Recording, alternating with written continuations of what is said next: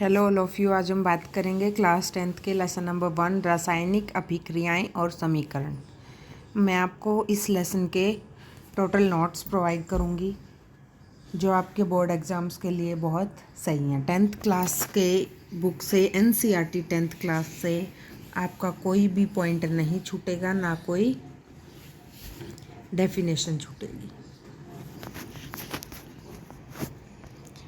सबसे पहले मैं बात करूंगी अभिकारक क्या होते हैं। वे पदार्थ जो किसी रासायनिक अभिक्रिया में भाग लेते हैं और प्रतिक्रिया के दौरान बदल जाते हैं उन्हें अभिकारक कहते हैं। ये अभिकारक अभिक्रिया के प्रारंभ में होते हैं। उदाहरण, जब हाइड्रोजन और ऑक्सीजन मिलकर पानी बनाते हैं तो आप जो रिएक्शन देख रहे हो इसके अंदर जो हाइड्रोजन और ऑक्सीजन है ये है अभिकारक। ठीक है। नेक्स्ट है उत्पाद। वे नए पदार्थ जो रासायनिक अभिक्रिया के बाद बनते हैं उन्हें उत्पाद कहते हैं। ये अभिक्रिया के अंत में प्राप्त होते हैं और इनका रासायनिक गुण अभिकारकों से अलग हो सकता है, अलग हो भी सकता है, नहीं भी। मैंने आपको पहले वाली स्लाइड में बताया था ये है अभिकारक, और जो आपका बाद में बन रहा है वो होता है उत्पाद।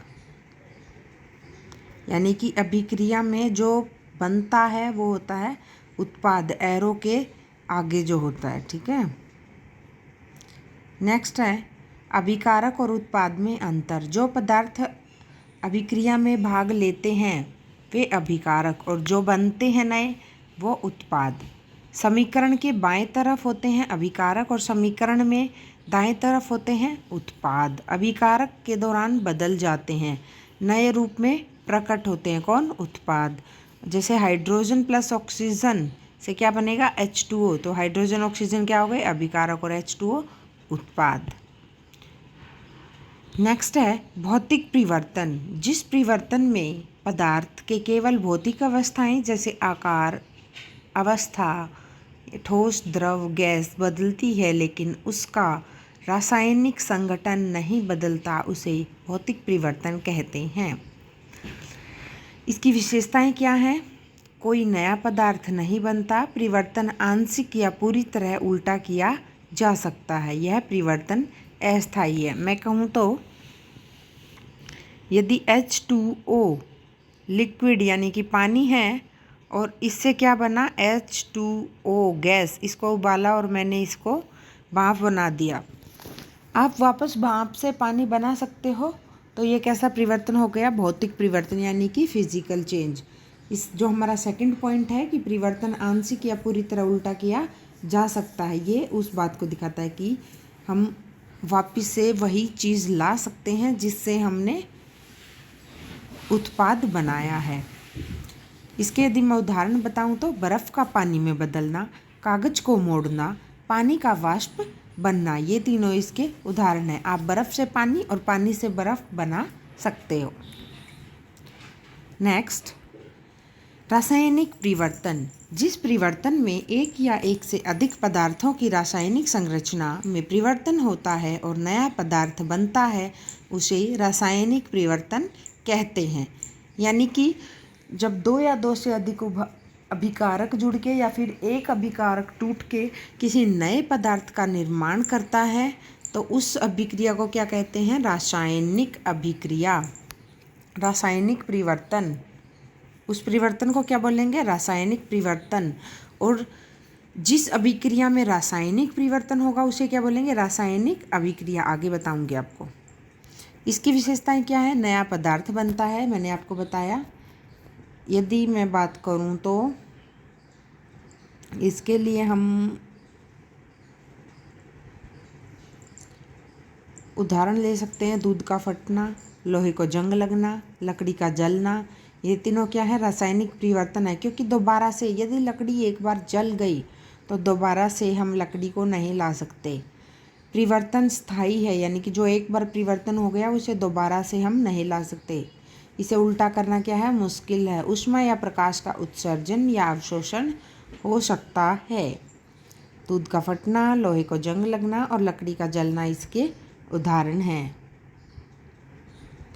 नेक्स्ट मैं बात करूं तो रसायन विज्ञान में रासायनिक अभिक्रिया वह प्रक्रिया है जिसमें एक या अधिक पदार्थ यानी कि अभिकारक आपस में प्रतिक्रिया करके नए पदार्थ यानी कि उत्पाद का निर्माण करते हैं। इस प्रक्रिया के दौरान पदार्थों के भौतिक और रासायनिक गुण बदल सकते हैं। रासायनिक अभिक्रिया क्या है, मेन आप डेफिनेशन पे फोकस करोगे क्योंकि आपके एग्जाम में डेफिनेशंस एंड उदाहरण इस चैप्टर से मेन जो फोकस रहता है वो कहाँ रहता है, डेफिनेशंस पर यानी कि परिभाषाओं पर। जब एक या अधिक पदार्थ आपस में मिलकर नए पदार्थ बनाते हैं तो उसे रासायनिक अभिक्रिया कहते हैं।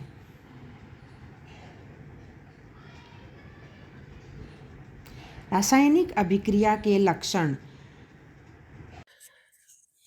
रासायनिक अभिक्रियाओं के लक्षण, क्या क्या लक्षण हो सकते हैं, आपको कैसे पता चलेगा कि यहाँ पे रासायनिक अभिक्रिया हो रही है। सबसे पहला लक्षण है गैस का उत्सर्जन। जब रासायनिक अभिक्रिया होगी तो उसमें गैस का उत्सर्जन हो सकता है। हो सकता है मैं इसलिए लगा रही हूँ क्योंकि हर रिएक्शन में यानी कि हर अभिक्रिया में गैस का उत्सर्जन होना जरूरी नहीं है। नेक्स्ट है अवक्षेपण बनना। अवक्षेपण किसे कहते हैं ये आगे मैं आपको रिटन डेफिनेशन भी दूंगी, बताऊंगी भी, लेकिन अभी सुन लो आप एक बार। अवक्षेपण, जब हम रिएक्शन करते हैं, मान लो दो लिक्विड मैं घोल रही हूँ, दो द्रव्य पदार्थ मैं घोल रही हूँ, पानी घोल दिया और मैंने एक और चीज कोई भी ले लो, और वो घोलने के बाद नीचे कुछ बैठ जाता है, कोई भी सॉलिड जैसा, जैसे तो बालू रेत है, ऐसे सफेद किसी भी रंग में हो सकता है, कोई भी नीचे बैठ जाती है चीज, उसे क्या बोलते हैं, अवक्षेप बोलते हैं। और ऐसी अभिक्रिया को क्या बोलते हैं, अवक्षेपण अभिक्रिया। तो दूसरा क्या हो सकता है, अवक्षेपण बनना। तीसरा क्या है, ऊष्मा परिवर्तन। ऊष्मा परिवर्तन यानी कि यदि आप रासायनिक अभिक्रिया कर रहे हो और उस टाइम पे उसमें क्या हो जाए, ऊष्मा बन जाए, तो उसमें क्या होगा, ऊष्मा का परिवर्तन। इसका उदाहरण आप अपने घर में भी देख सकते हो और आपकी बुक में भी एग्जाम्पल दिया हुआ है। वो क्या है, सभी ने सफेदी देखी होगी। सफेदी जो हम बाहर से लेके आते हैं बेटा, उसका फॉर्मूला होता है CaO। यदि मैं इंग्लिश में बात करूं तो इसे बोलते हैं क्विक लाइम, बुझा हुआ चूना। ठीक है, हिंदी में बोलते हैं बुझा हुआ चूना, इंग्लिश में बोलते हैं इसे क्विक लाइम। जब इसकी पानी के साथ अभिक्रिया की जाती है तो ये क्या करता है, CaOH होल ट्वाइस, यानी कि ये क्या बना देता है, स्लेक्ड लाइम बना देता है। जो आप घर में सफेदी करते हो, जब आप बाहर से पाउडर लेके आए हो तो उसे बोलते हैं CaO। फिर उसमें आप पानी मिलाओगे, किस लिए, सफेदी करने के लिए, तो वो क्या बन जाएगा, CaOH होल ट्वाइस। लेकिन जब ये परिवर्तन हो रहा होगा, जब आप उसमें पानी घोलोगे, आप ध्यान दोगे तो उसके अंदर से आपको गर्म भाप बाहर निकलती नजर आएंगी। आप बाल्टी को हाथ लगाओगे तो वो गर्म हो जाएगी। ठीक है, तो यानी कि इस अभिक्रिया में क्या हो रहा है, ऊष्मा परिवर्तन। तीसरा क्या हो सकता है बेटा, रंग परिवर्तन। रासायनिक अभिक्रिया में एक लक्षण ये भी है कि उसके रंग में परिवर्तन आ जाता है। यदि मैं आपको बहुत बेसिक सा एग्जांपल बताऊं तो आप ध्यान दोगे, जो लोहे का रंग होता है वो काला हो सकता है, यानी कि काला ही होता है मेनली, या फिर ग्रे हो सकता है। लेकिन जब उसमें जंग लग जाता है तो लोहे का रंग कैसा हो जाता है, भूरा। इसमें क्या है कि रासायनिक अभिक्रिया हो रही है वहां, तो हम वहां कौन सा लक्षण देख सकते हैं, रंग के परिवर्तन का। अब मैं आपको यदि पांचवा बताऊं तो गंध में परिवर्तन। जब रासायनिक अभिक्रिया होती है तो उसमें गंध में भी परिवर्तन हो सकता है। जैसे यदि किसी अभिक्रिया में SO2 गैस निकलती है तो ऊपर से आपको ब्राउन फ्यूम्स निकलती नजर आएंगी। फ्यूम्स यानी कि भाप निकलती हुई नजर आएंगी, कैसे, भूरे रंग की। किस केस में, SO2 के केस में।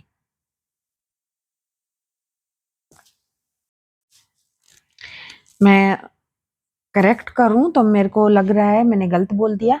यदि SO2 गैस निकलेगी तो पंजेंट स्मेल आएगी, लेकिन NO2 गैस निकलेगी तो ब्राउन फ्यूम्स। मैंने सॉरी स्टूडेंट्स, गलती से बोल दिया था कि मतलब कि करेक्ट करके मैं आपको बोलूं तो NO2 गैस निकलती है तो ब्राउन फ्यूम्स निकलती हैं, और SO2 गैस है तो उसके लिए कलरलेस फ्यूम्स होती हैं, यानी कि कलरलेस भाप निकलेंगी, लेकिन उसकी स्मेल कैसी होगी? पंजेंट, यानी कि तीखी स्मेल होगी। स्मेल यानी कि गंध होगी। ठीक है,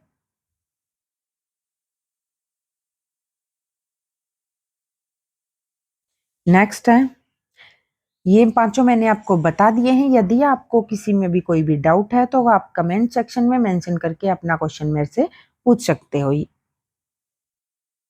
सबसे पहले क्या लिख रखा है? गैस का उत्सर्जन। कुछ अभिक्रियाओं में गैस बनती है, जैसे कि जिंक के HCl के साथ अभिक्रिया करने पर हाइड्रोजन गैस बनती है। यदि मैं रिएक्शन लिख के दिखाऊं तो आपको Zn प्लस HCl से क्या बनेगी?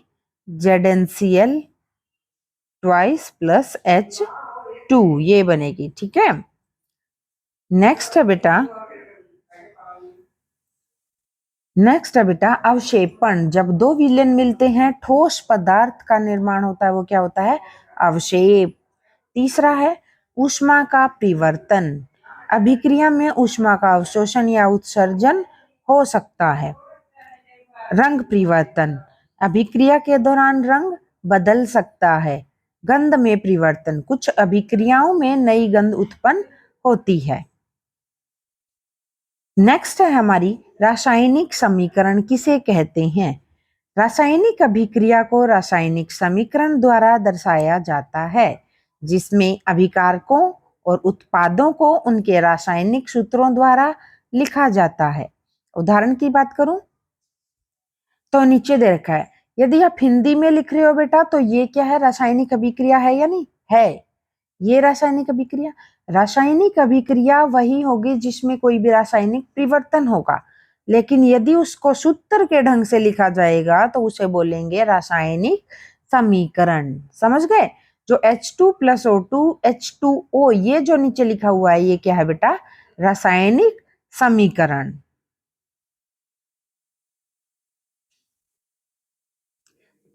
स्केलेटन रासायनिक समीकरण।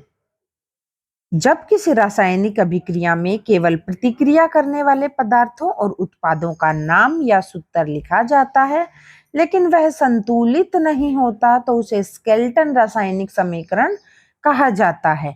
यह केवल यह दिखाता है कि कौन कौन से पदार्थ अभिक्रिया में भाग ले रहे हैं और क्या बन रहा है, लेकिन परमाणुओं की संख्या बराबर नहीं होती है।